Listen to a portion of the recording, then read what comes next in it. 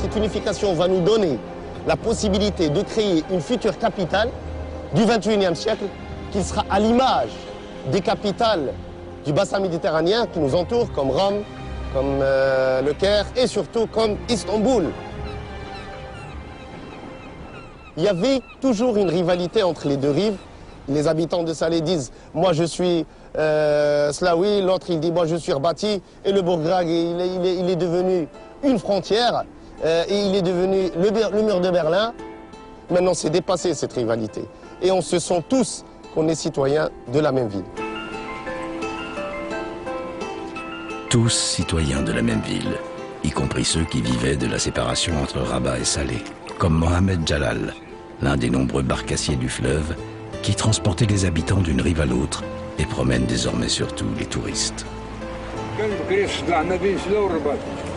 Avant, il y avait toujours des différends entre la population de Salé et celle de Rabat. Ils s'insultaient, ils se méprisaient, ça pouvait aller très loin et même être très violent. Ils étaient en conflit permanent.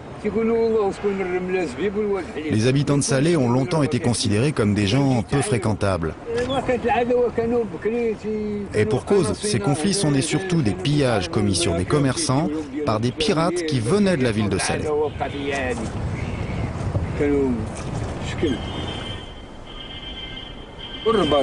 Rabat sera toujours Rabat.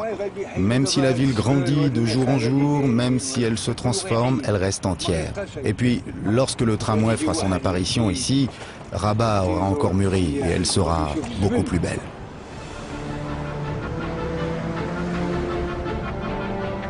Partout dans la ville, les monuments majestueux rappellent les richesses du passé. Comme la tour Hassan, qui depuis près de 8 siècles semble veiller sur la cité.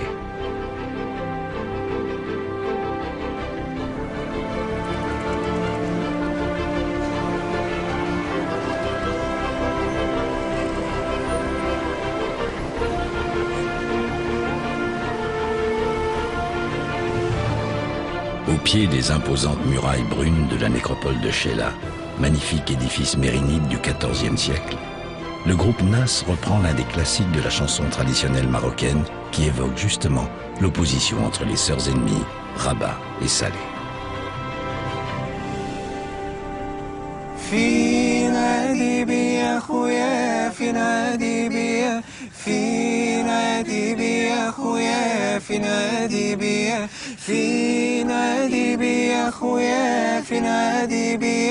في نادي بي يا خويا في نادي بي دقة تبع دقة وشكوني حط الباس دقة تبع دقة وشكوني حط الباس لا تلومونا في الغربة يا هاد الناس لا تلومونا في الغربة ولعت الغربة لا تكذبوا على روميات ما هي نشبه أنا ما نسيت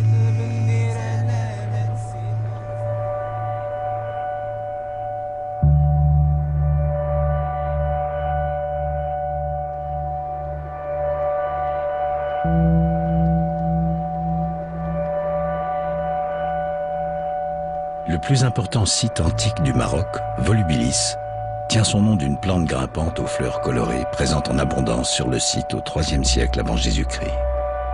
Les ruines de cette puissante cité romaine sont aujourd'hui classées au patrimoine mondial de l'UNESCO.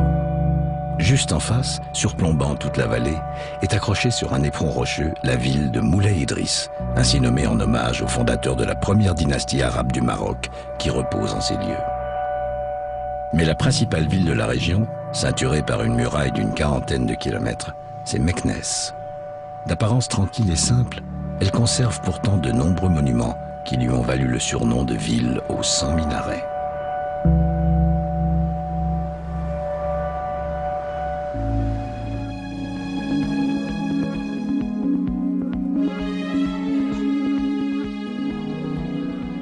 Casablanca, capitale économique du Maroc, est aussi la plus peuplée, avec 3 millions d'habitants. Casablanca est à l'image de sa population, jeune, urbaine, ouverte sur le monde. Casa la trépidante, cœur battant, le poumon économique qui rassemble à elle seule plus de la moitié des emplois industriels du pays. La ville blanche, n'oublie pas non plus d'être l'un des lieux spirituels emblématiques du Maroc. Le vendredi, aux heures de prière, Casa concentre toute son énergie vers ce qui est son véritable phare, le minaret le plus haut du monde. Construite en grande partie sur la mer, la mosquée Hassan II, érigée en 1993, est un modèle d'architecture religieuse. Dans la salle de prière, tout n'est que marbre, dorure et peinture étourdissante. Il aura fallu que 35 000 artisans travaillent pendant 6 ans afin d'achever l'ensemble de ces impressionnants travaux.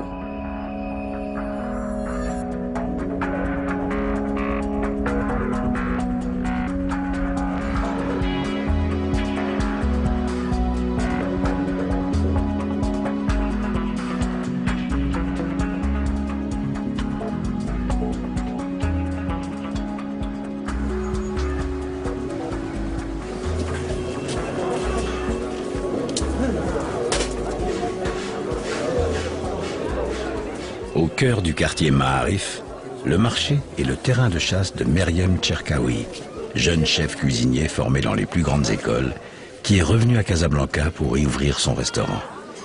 C'est ici que cette amoureuse des traditions culinaires marocaines vient choisir les précieux ingrédients qu'elle utilise dans ses créations gastronomiques. Le marché, c'est d'abord une rencontre humaine. On dit la fleur d'oranger, je crois. Ça, c'est bien. Mais en hiver, c'est bien de travailler des miels puissants. Ça, c'est plus doux. Mais je vais prendre le miel de montagne. Entre le fort Et le doux. On a les deux.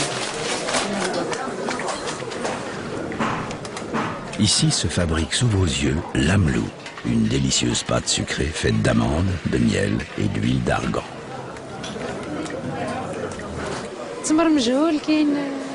Ça.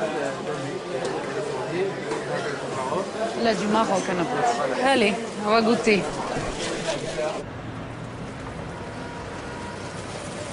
Meriem Cherkaoui, chef cuisinier et propriétaire de la maison du gourmet. T'as vu? C'est grand. Ben là, c'est des brilles qu'elle est en train de faire, Aïcha. Alors, c'est des crêpes marocaines. On peut les appeler aussi 1000 trous. Moi, je les appelle comme ça, les 1000 trous, parce qu'il y en a beaucoup. Et qu'on sert ça en forme de sushi ou maki, comme on veut l'appeler. Et à l'intérieur, on va garnir avec de l'amande marocaine qu'on a mixée avec de la fleur d'oranger, un peu de cannelle et de gomme d'arabique. Et des dattes qu'on a achetées tout à l'heure au marché.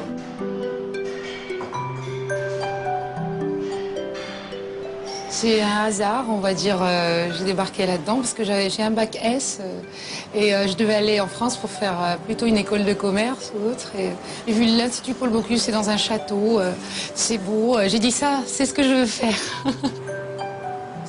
Par la suite, j'ai fait quelques stages. J'étais aussi au Majestic à Cannes, au Crillon à Paris. Après, je suis rentrée au Maroc parce que j'avais toujours l'intention et le but de rentrer pour monter une affaire ici à Casablanca. Je suis partagée entre ces deux cuisines, on va dire c'est mes deux amours, la cuisine française et la cuisine marocaine. Et c'est pour ça qu'il y a toujours cette influence, cette technique française, parce que je trouve que la cuisine française est très riche en technique et la cuisine marocaine est très bonne en saveur et elle demande aussi à être améliorée, revue au goût du jour.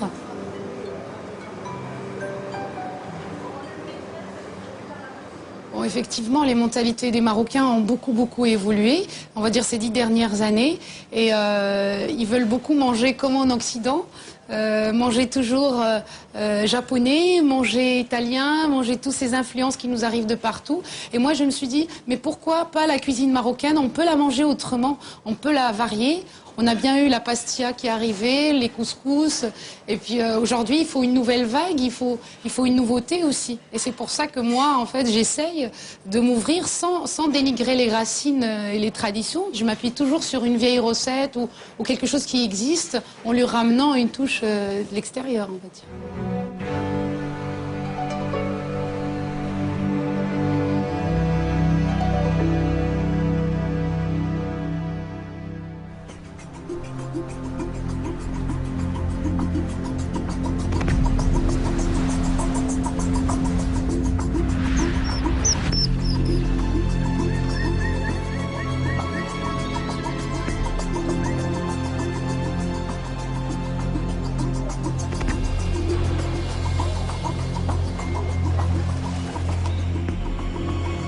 Loin de l'agitation des grandes métropoles, Essaouira offre un calme et une poésie qui ont fait de la cité portuaire un repère pour les artistes en quête d'inspiration.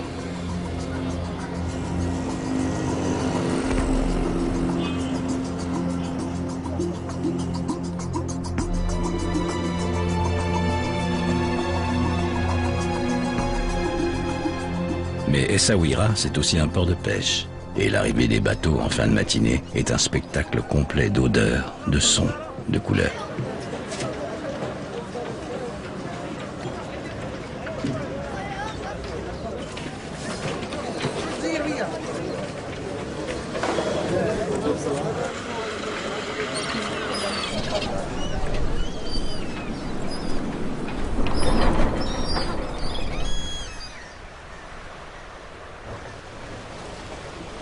Pêcheur depuis de nombreuses années, Asdine Sanana est depuis peu devenu artiste peintre.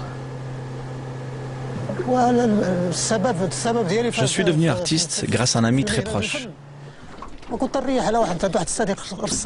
Il me demandait souvent de prendre un pinceau et de peindre avec lui. Je ne me suis jamais pris au sérieux. Je faisais un peu n'importe quoi. Et puis un jour, après avoir peint, il a été surpris et m'a aussitôt conseillé de montrer mon travail à Frédéric, un critique d'art.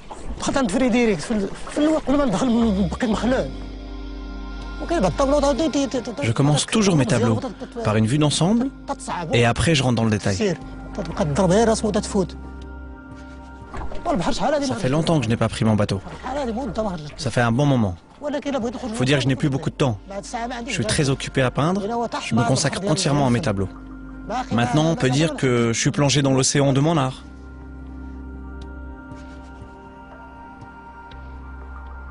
Claude Jadot dirige la galerie Damgarde. Son œuvre est représentative en ce sens que on y retrouve la créativité de peu près tous les artistes de la galerie. Ce sont des purs autodidactes. Ça émerge, c'est vraiment une pulsion créatrice comme on en trouve peu. Et c'est aussi une œuvre particulièrement colorée qui est en rupture avec l'art habituel qu'on retrouve dans le Maghreb. On sort des tons beige, rouge, et brun et noir pour avoir toute la palette de l'arc-en-ciel.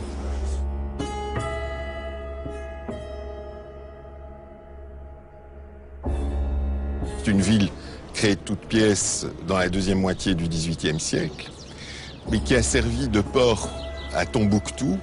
Le trafic des esclaves passait par Essaouira, beaucoup se sont établis ici, et donc on retrouve dans cet art une africanité marquée par la présence d'animaux entremêlés, de figures zoomorphes. Et je pense que ça a amené progressivement aussi les gens à libérer leur créativité ici. Tous les artistes de la galerie ont un autre métier. Ils étaient pour la plupart paysans, maçons, pêcheurs, bricoleurs en tout genre. Mais alors là, presque au sens du buffet. Par rapport au nord du Maroc, où on vit plus à l'européenne ou à l'occidentale, ici on est plus dans l'Afrique je ne veux pas dire que c'est l'Afrique subsaharienne, au contraire, mais la mentalité, c'est vous les Européens, vous avez la montre, nous on a le temps. Voilà, c'est ça, et ça résume bien la façon de vivre ici.